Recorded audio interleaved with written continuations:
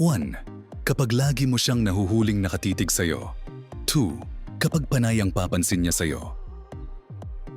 3. Kapag lagi niyang naalala lahat ng mga sinabi, mo sa kanya, kahit ilang buwan na ang nakalipas. 4. Kapag lagi siyang nandyan para sa'yo. Handa lagi na tulungan ka, kahit sa anong mang bagay. 5. Kapag nagseselos siya kapag may kasama o kang ibang lalaki. 6. Kapag interesado siya sa mga nangyayari sa buhay mo araw-araw. 7. Kapag kilala ka ng mga tropa niya at alam ng tropa niya na may gusto siya sa'yo.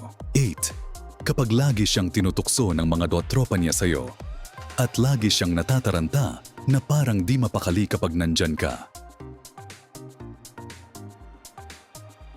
Sa pagtatapos ng video nato, sana naman makuha ko yung like, subscribe at bell mula sa inyo para lagi kayong may update sa mga panibago kong video. Maraming salamat. See you next video.